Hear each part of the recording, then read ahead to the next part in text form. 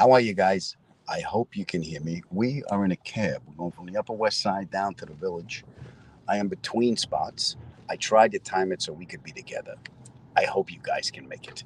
Anyway, I am trying to work all of this from my phone, and without Alex, I'm lost. Let's be honest. The only reason you guys come here is to talk to Alex anyway. I know I would. Good first set. My new my new jokes are working, so that always makes me happy. Um, that's the thing with comics. Dangerfield said taking one of my jokes is like hitting one of my kids. They're like our little children and stuff. So we're very protective of our stuff. Hello, Cole. Hello, Lisa. Hello, Anthony Clark. How are you? There's Elizabeth. There's my friend Frank. Frank, you drinking water tonight? I got Frank's email. Honey, if they want to get a hold of us, where did he go? The Adam Ferrara at Gmail. It sounds nothing like it, but I miss it. If I wasn't in a cab, I would yell out, Tessmacher! How are you?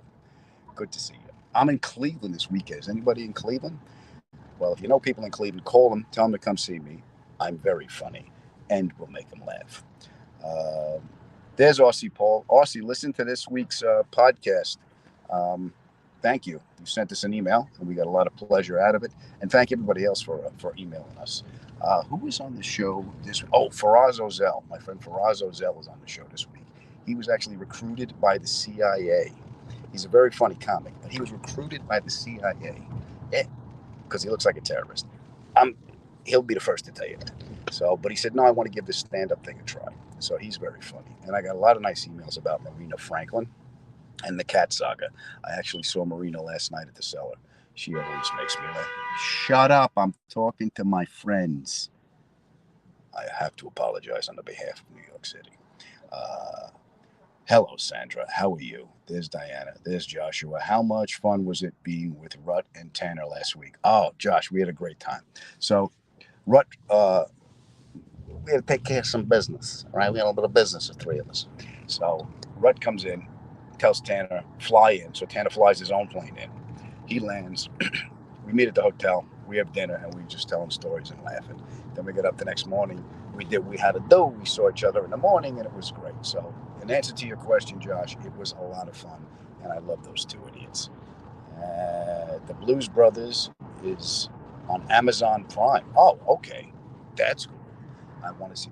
Where is okay? I'm doing this. I'm working on this project, and I rewatched The Odd Couple. Neil Simon's The Odd Couple. Anyone know where I could watch The Goodbye Girl? The Goodbye Girl he wrote when he was married to Marsha Mason. And I tried to find it, and without Alex, I'm lost. So I can't function anymore. I think I told you guys. You know how you call tech support in my house? Honey, I'm going to get an axe. Fix this thing. Oh, we're cutting through Central Park. Yeah, I'd show you, but you can't see. Look, we're cutting through Central Park. It's just all dark, but it reminds me of my favorite line in Arthur. The park, Benjamin. Go through the park. You know how I love the park. What, Joy? What's going on, Joy? Are you coming back to Minnesota again? I hope so. I hope I'll be coming back to Minnesota. I know I got Cleveland this weekend. Then I know I'm at. I think I'm at Carlsbad Cavern. I got some kind of gig there. And then July, I know I got a theater near Orlando, but I forget what. Oh, it's on the ticker somewhere.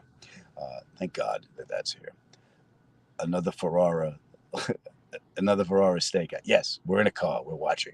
You know, sometimes I'll take my wife, Al. So me and Alex will go like this. I go, listen, when we get out of the house, we'll go for a stakeout dinner. Basically, here's what a stakeout dinner. She packs the dogs in the back of the car. I drive us to the supermarket. She tells me what she wants. I go into Whole Foods. I buy a bunch of shit. We park right down by the beach. We watch the water, me, her, and the dogs, and we eat in the car like we're on a stakeout. Because I'm very romantic. We're on a stakeout dinner, me and my wife. Hey, Danielle, how are you? Oh, Daniel, I am so sorry. I didn't mean to make you gender fluid. Apparently, I did. Follow that car. That's funny. Like I'm in a gangster movie. Hey, you, follow that car. Where are we now? Oh, all right. We're right by the Waldorf. You see? Here we go. Look at that. Oh, that's the plaza. The Waldorf is down there. There's a plaza. Sorry, I got my expensive hotels mixed up. Because I'm used to Shea, Hampton Inn. But That's good. Yeah, it's Fifth Avenue. That was the big Mac store. It's open 24 hours. So I'm working on this project, right? I had a MacBook Air. All of a sudden, the motherboard says, "I've had enough. I'm leaving," and everything just crashed. Thank God it had Final Draft has autosave. So as much as it's a pain in the ass, so it is 3, 4 o'clock in the morning. You hear me say, "Son of a bitch!" I think I wake up my whole building. I put it in my backpack. I don't even get on the subway. I walked all the way up from the village to that Mac store because that's 24 hours. I walked in. I go, "I need a new computer. Can you take the brains out of this and put it into that and save what I have on the hard drive if it was just saved?" The guy said, "Yeah." I threw down my credit card. I said, "I want that computer. Put the brains in there." He goes, "Well, the guy's here. We can do it now." I said, "Do it now." I stood there. While they did it. Middle of the night. It's me and the other people that worked there, the other geniuses, the other, you know, insomniac geniuses. So, yeah, that's my story. We watched The Quiet Man and Pillow Talk on Prime. Also, The Maltese Falcons are all great movies. Yes, they are. But I'm looking for The Goodbye Girl. Does anyone know what A Goodbye Girl is? That's what I need. Put the evidence in the car. Thank you, Brian. That made me laugh. Put the evidence in the back. There is no way you can come from my loins. First thing I'm going to do when I get home is punch your mama in the mouth. That's not me. That was Jackie Gleason. Hello, Elizabeth. The Goodbye Girl is on Amazon Prime. Thank you. Thank you, Elizabeth. Now I got to call up Alex and go, do we get Amazon Prime? I think we do. I know. Is Amazon Prime Video the same as being a Prime member? That's my next question to you people, because I'm lost without you. I don't think it is, because if they can make money charging us for two different things, they will. But they'll give it the same name to confuse us. That's just capitalism. Yes. Okay, so if I'm an Amazon Prime member, then I also get Amazon Prime, so then I can watch this, which means I still got to call Alex and get some kind of password. Because I know if I just turn it on, a little man comes on and just goes, that's what I'm going to get. So, but thank you guys. Now that I look at it. Hi, Sandra. How are you? Good to see. Hold on. I got to read this, which means I got to bring this dangerous and painfully close. Hostily close. Yes. All right. I can't see shit anymore. See these glasses? Okay. I got my new glasses. I got to pick them up. But they're in LA. So these are my just get through this little tour glasses. Not only are they filthy, they don't do anything. But at least I look ridiculous. So that's what I got with these glasses. Kyle, I can see that because that's got faces. Hello, Sheppy. How are you?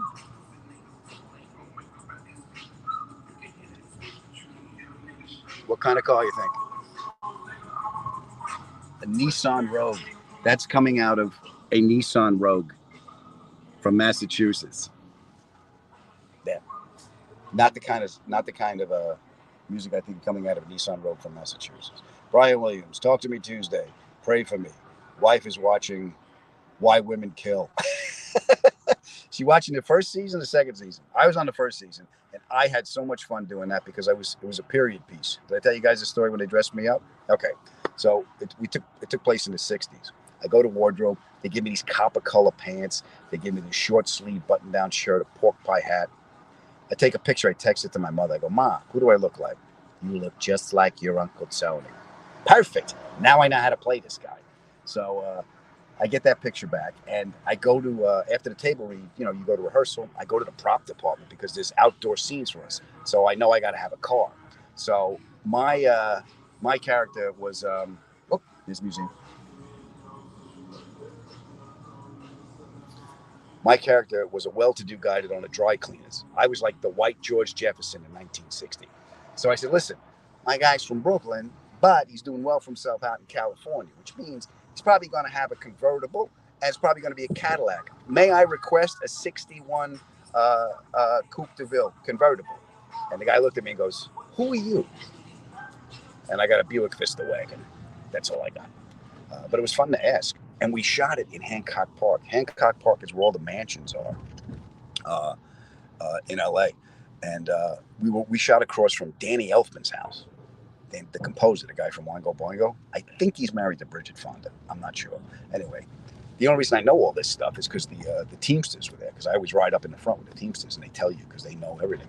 So Danny Elfler's house is across from the mansion. That's the exterior shot in that series. Our holding house was Lou Rawls' house.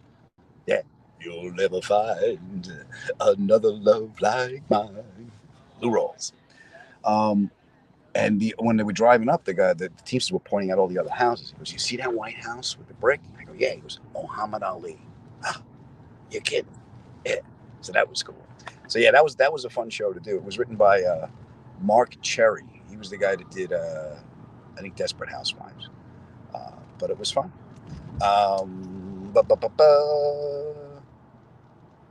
Favorite movie/show? Kyle wants to know. That I was in or that I liked? Smokey and the Bandit, as you guys know, my family knows. Big favorite for me because Jackie Gleason reminds me of my dad. He looked just like my dad. Favorite show I was in? It's got to be tough because I like him for different reasons. Top Gear only because time of my life. We went all around the world, and whatever I could dream up, I could probably do when I got to drive all those cars, and I got to drive it with those two idiots. So I would say that. Nurse Jackie was great because I grew as an actor. Because on Rescue Me, which was also fun because I was working with my friends, and The Job before that, which was a cop show, was fun. Like playing a cop. I get a lot, but I like playing a cop, so that was fun. But I had to be more of a complete kind of actor with Edie Falco because I had to play a guy that was vulnerable, and I'm not good at that because I need control. Now everybody do what I say, and no one will get hurt. But yeah, I've been lucky to do a lot of that stuff. So thank you for asking. Hello, Elizabeth. How are you? All right. I want to think if I got anything fun to show you. Oh, we're on Park Avenue now. Did I? Yeah, we're on Park, and Woody Allen's office used to be at Park and 63rd. And the only reason I know that is one of the casting ladies saw me, and I had to go read for her. So I read for her, and she goes, "All right, sounds good. Come back tomorrow and read for Woody." And I went, "Alan?" They go, "Yeah." They gave me the address, and it's right around here. I don't know if it's still there.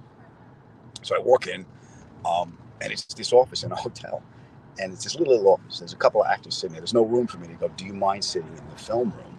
And I went, "Yeah, okay." I walk in.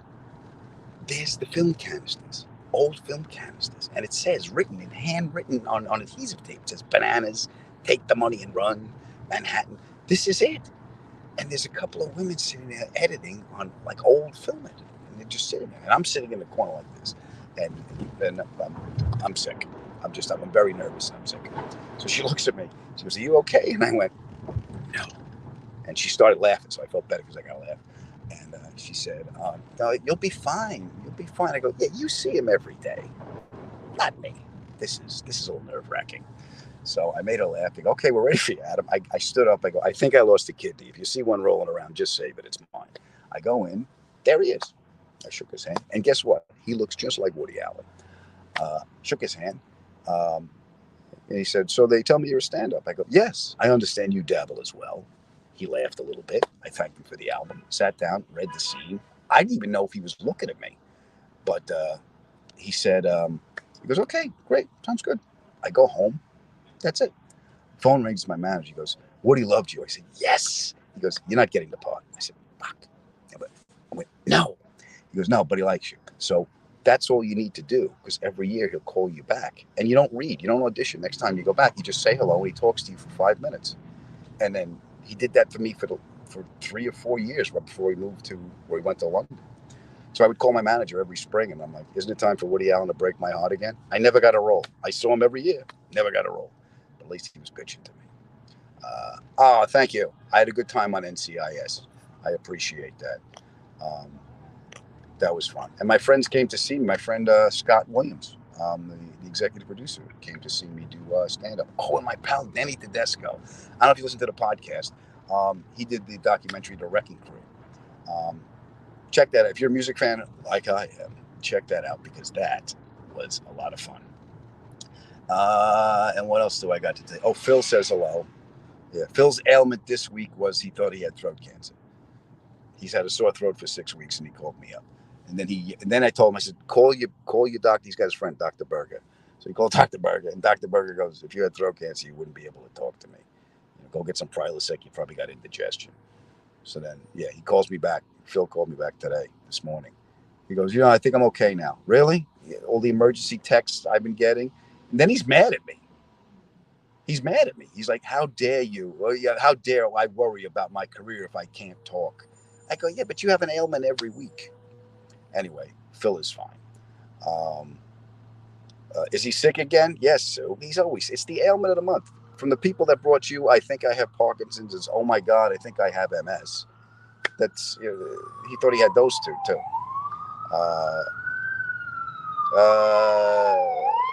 Gee, it wouldn't be Tuesday without Captain Fancy Feast wasn't pissed. Oh, so I'm on the phone. Here's Simon. I'm on the phone with my mother yesterday. I'm talking to her from Union Square, which is where we are right now. Right? There's Union Square. And the siren goes off.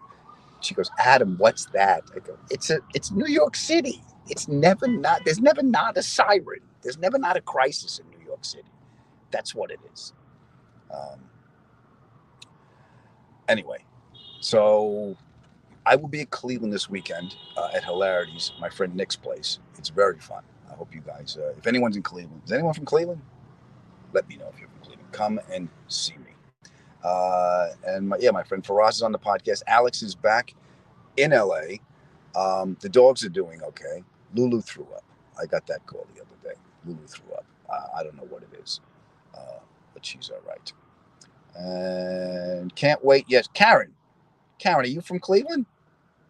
Will you come see me, Karen? If you please come up after the show. If you're from Drew Carey, yes. Okay, so the last time, well, before Drew got The Price is Right, he did one of the coolest things. I was playing the Improv in Cleveland, and he invited us to go on one of those boats because it's right down by the water. The Improv is by the water. So he's like, come on. He took all the comics out. And I kind of knew him, but I didn't really know him. He bought us lunch. He said, we're doing shots in the afternoon. We're riding on this boat. He couldn't have been nicer to us. It was great. So, yeah, I know Drew is from Cleveland. And LeBron, too, I've heard. I don't know if he's coming to the show, but I know he is a Clevelander. All right, you guys. Well, I wanted to make sure I got a chance to check in and say hello. I know it kind of stinks without Alex here. Usually everything in my life usually does. It's better when the wife is here. So if she was here, she would tell you that she loves you all, as I do. Thank you for taking the ride with us. Frank, thank you for the email. Thank you guys for listening to the podcast, and we will see you guys next week. All right? Remember, we are all in this together, brothers and sisters, so share the road. All right. Go in peace. Oh, shit. We got to go.